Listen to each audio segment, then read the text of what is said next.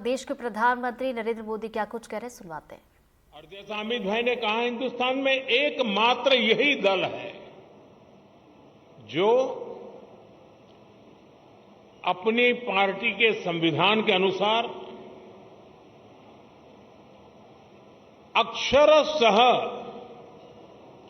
लोकतांत्रिक प्रक्रियाओं को उसका पालन करते हुए अपने कार्य का विस्तार कर रहा है और जन सामान्य की आशा आकांक्षाओं पर खरा उतरने के लिए अपने आप को निरंतर योग्य बनाता रहता है। ये दल ऐसे ही यहां तक नहीं पहुंचा है, अनेकों पीढ़ियां खप गई है। वर्तमान पीढ़ी के अनेक कार्यकर्ता हैं जिनके नाम भी नहीं जानते होंगे। ऐसे लोगों ने अपना जीवन खपाया, तब जाकर के ये दल लोगों के दिलों में जगह बना पाया है।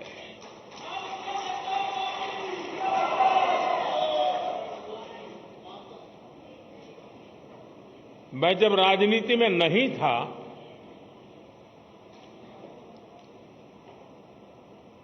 उस जनसंघ के जमाने में बड़े उत्साह के साथ अपने कार्यकर्ता दीवारों पर दीपक, उस समय जनसंघ का निशाना था, उसको पेंट करते थे। और कई राजनीतिक दल के नेता अपने भाषणों में मजाक उड़ाते थे कि दीवारों पर दीपक पेंट करने से सत्ता के गलियारों तक नहीं पहुंचा जा सकता, ऐसा कहते, मजाक उड़ाते थे। हम वो लोग हैं जिन्होंने दीवारों पर कमल पेंट किया, लेकिन इतनी श्रद्धा से पेंट किया कि विश्वास था ये दीवारों पर पेंट किया हुआ कमल कभी न कभी तो दिलों पर भी पेंट हो जाएगा।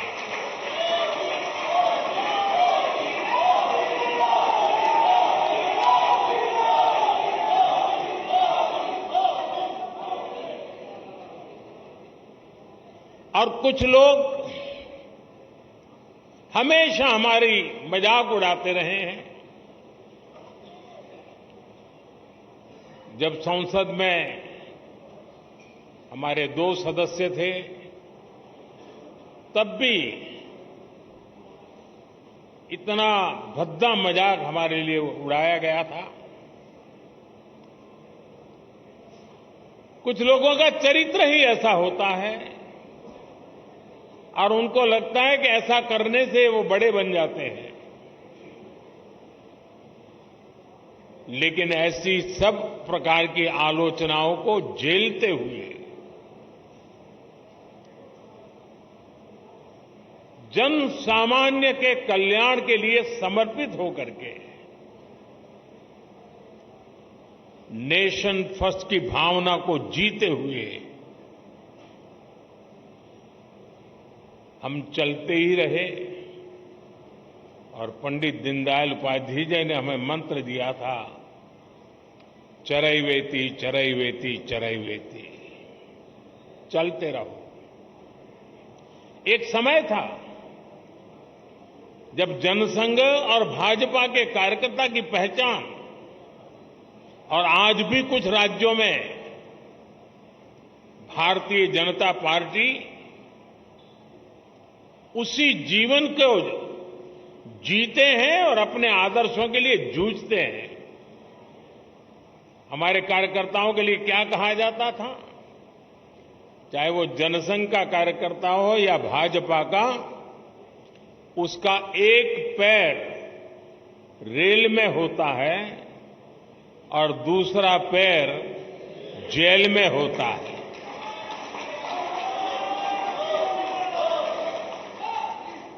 रेल में इसलिए कि भारतीय जनता पार्टी का कार्यकर्ता निरंतर भ्रमण करता था, प्रवास करता था, जहां भी उसको जाना होता वो दौड़ता रहता था और समाज की समस्याओं के समाधान के लिए सत्ता पर बैठे हुए लोगों के सामने संघर्ष करता था और इसलिए कभी जेल तो कभी बाहर, ये उसकी स्थिति रहती थी। मुझे याद है करीब 50 साल पहले की बात होगी, जनसंघ के लोग अहमदाबाद में सत्याग्रह कर रहे थे और एक अपनी कार्यकर्ता बहन जो जेल गई थी, करीब करीब 1 महिला लोग सब जेल में रहे थे सिर्फ आंदोलन करने के लिए, और उसकी गोद में 9 महीने का बच्चा हाथ में लेकर के वो जेल में 1 महीना गुजार करके आई थी। ऐसे जुल्म सहकर के ये पार्टी यहां पहुंची है।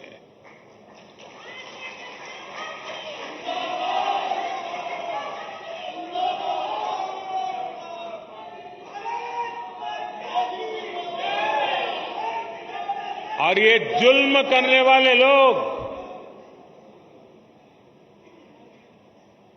एक छोटे से जुलूस को भी स्वीकार करने को तैयार नहीं होते थे, जेल में बंद कर देते थे। सत्ता का नशा उतना था उनको। साथियों, मैंने सालों तक संगठन में ही काम किया है।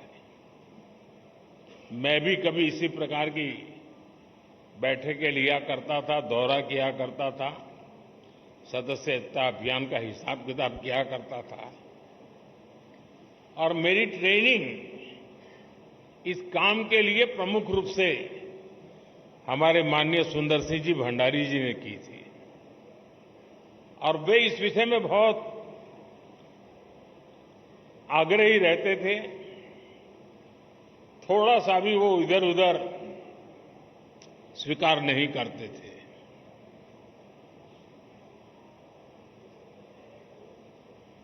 कभी कभी लोगों को ऐसा भी लगता था कि भाई एक स्ट्रक्चर बना देने से क्या होगा, लेकिन आज हम देख रहे हैं कि उसी स्ट्रक्चर ने देश के आशा अपेक्षा को पूर्ण करने के लिए एक माध्यम बना दिया।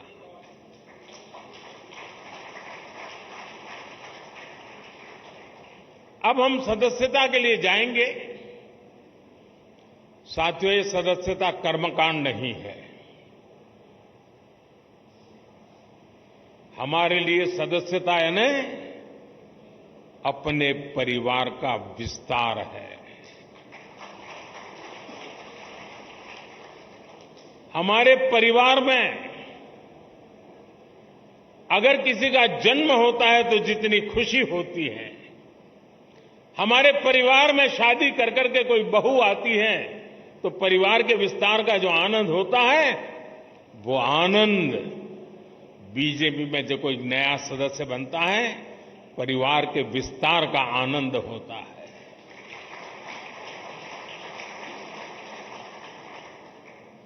और इसलिए ये सदस्यता अभियान आंकड़ों का खेल नहीं दोस्तों। कितने नंबर हम पार कर जाएंगे ये नहीं है। ये सदस्यता अभियान एक पूर्ण रूप से वैचारिक आंदोलन भी है और भावनात्मक आंदोलन भी है।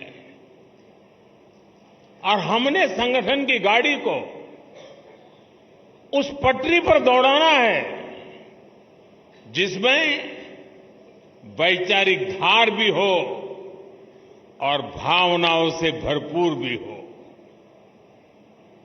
क्योंकि हमारी भावनाएं देशभक्ति से प्रेरित है। मां भारती के कल्याण के लिए, 140 करोड़ देशवासियों के कल्याण के लिए ये जो सदस्यता अभियान होगा, संगठन की रचना होगी, बूथ कमेटियां बनेगी।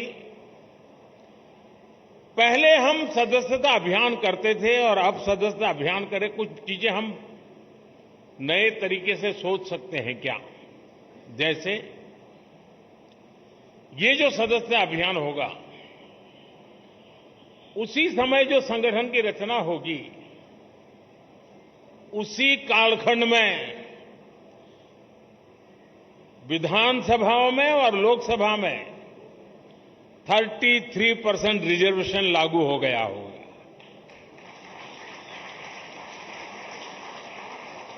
महिलाओं के लिए अगर ये 33% रिजर्वेशन इसी कालखंड में आने वाला है, तो क्या मेरी सदस्यता अभियान में मैं ऐसे सभी लोगों को जोड़ूंगा जो मेरे पार्टी के इतने महत्वपूर्ण निर्णय में अधिकतम महिलाओं को विजयी बना करके एमएलए, एमपी बना सके।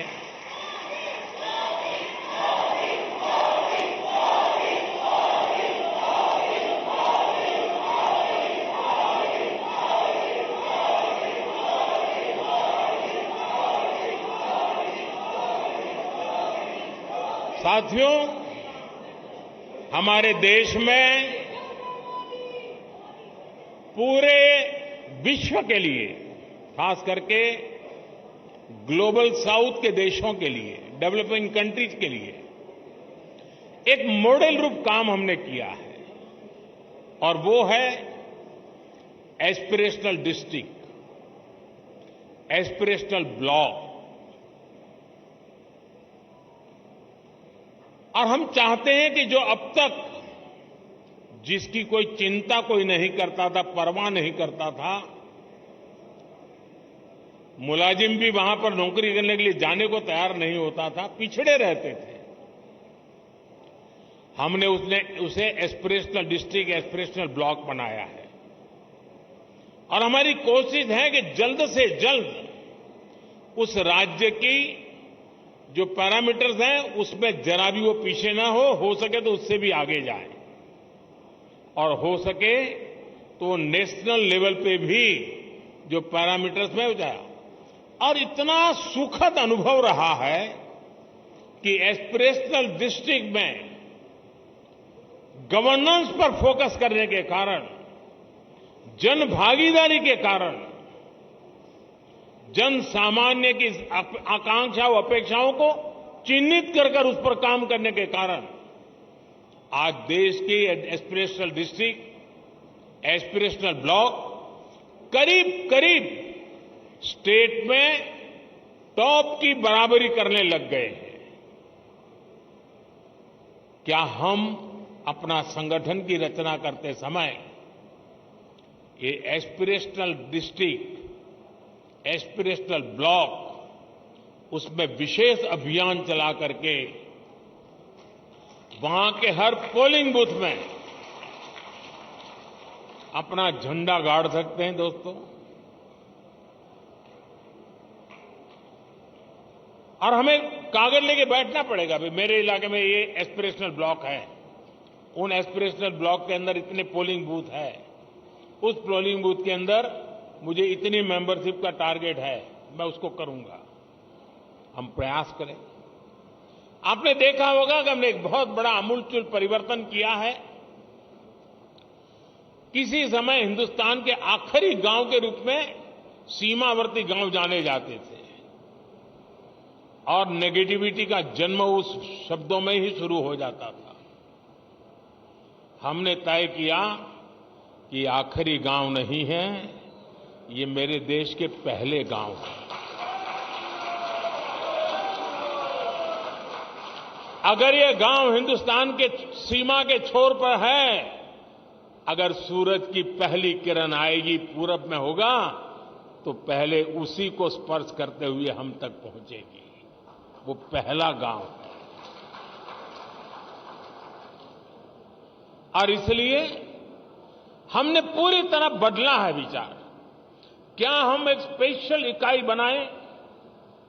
जो राज्य सीमावर्ती राज्य है, वे ये जो पहला गांव है उसमें सबसे पहले मेंबरशिप का अभियान चलाएं और पूरे के पूरे गांव को भारतीय जनता पार्टी का किला बना सकते हैं और जो सीमा के आखिरी छोर पर बैठा हुआ वो गांव जब भारतीय जनता पार्टी का किला बनता है ना, तब वो भारत का किला अपने आप बन जाता है। तो मेरे लिए सदस्यता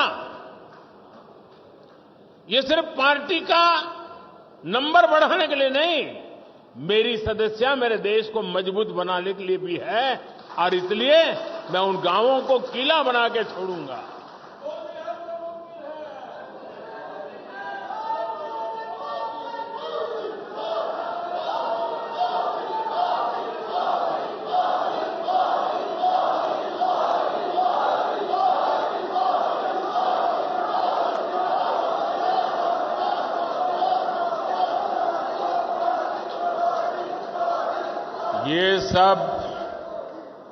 ये सब मुमकिन है लाखों कार्यकर्ताओं के तपस्या के कारण।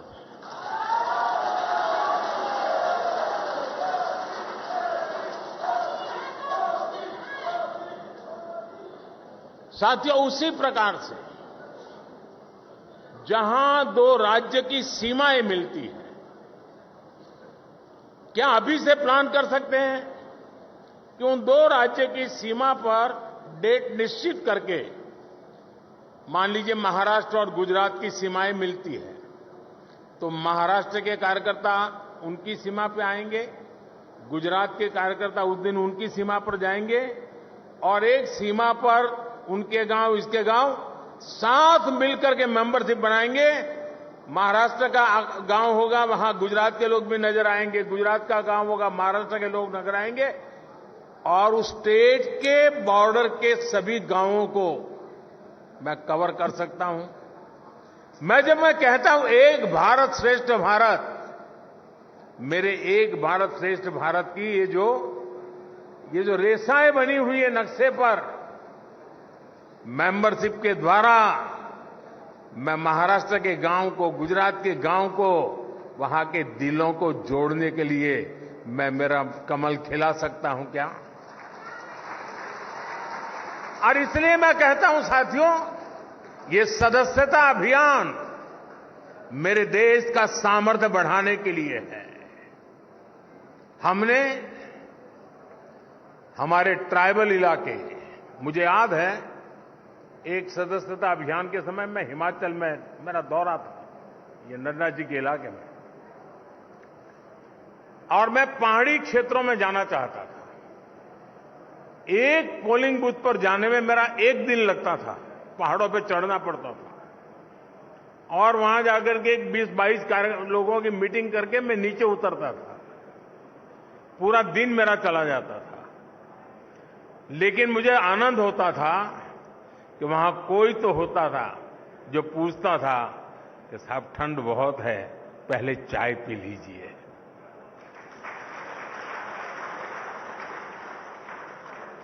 यानी किसी ने तो तपस्या की थी, किसी ने तो मेहनत की थी। क्या हमारे जो ट्राइबल बेल्ट है उसमें दूर दराज के जो क्षेत्र हैं उसमें भी अभी जैसे आपने देखा होगा पीएम जनमन योजना शुरू की है। ये पीएम जनमन योजना हमारे आदिवासी क्षेत्रों में भी ऐसे ऐसे इलाके हैं, ऐसे ऐसे समूह हैं जहां व्यवस्थाएं इतने सालों के बाद भी पहुंच नहीं पाई थी। हमने पीएम जनमन योजना बना करके स्पेशल एफर्ट शुरू किया है।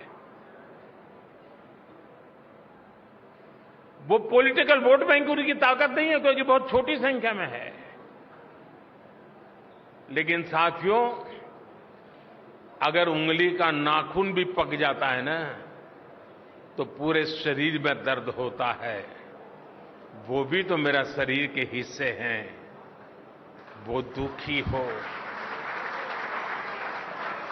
वो दुखी हो, पीड़ित हो, मेरे देश में मुझे भी उसकी पीड़ा होती है। इस पीड़ा का अनुभव करते हैं, तब जाकर के पीएम जनमन योजना जन्म लेती है। सरकार तो पहुंचेगी, रोड भी बन जाएंगे, बच्चों का स्कूल में एडमिशन भी हो जाएगा, लेकिन कमल कौन खिलाएगा?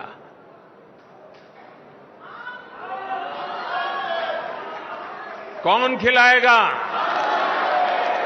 और इसलिए साथियों, हम इस प्रकार से फोकस करके इन समाजों तक हम पहुंच सकते हैं क्या? आज देश में वो लोग जिन्होंने 3-3, 4-4 पीढ़ी में पक्का घर नहीं देखा था, जिनका कोई अता पता नहीं था, वो झुग्गी झोपड़ी में जिंदगी गुजारते थे, वो फुटपाथ पे जिंदगी गुजारते थे, आज यहां तो कल वहां, ऐसा ही उनका बसेरा हुआ करता था। ऐसे 4 करोड़ परिवारों को हमने एड्रेस दिया है।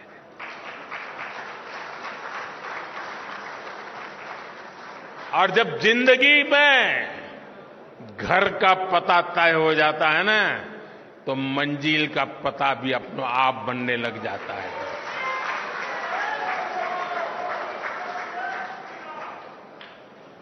जिनको घर मिला है, जिनकी जिंदगी में अब अपना एक स्थायी, पीढ़ियों के बाद 4-4, 5-5 पीढ़ी में कभी उन्होंने पक्के घर में जिंदगी नहीं गुजारी होगी, क्या ये मौका नहीं है दोस्तों उनके पास जाने का? लिस्ट लेकर के उनके पास जाना चाहिए कि नहीं जाना चाहिए? क्या उसको नहीं लगना चाहिए कि जिस कमल ने मेरे घर की दीवारें बनाई हैं, उस कमल को मैं अब दिल के अंदर जगह दे दूं? ये भाव उसके अंदर पैदा नहीं हो सकता है? और इसलिए मैंने कहा कि हमारे लिए ये हमारा जो परिवार का विस्तार है, वो विस्तार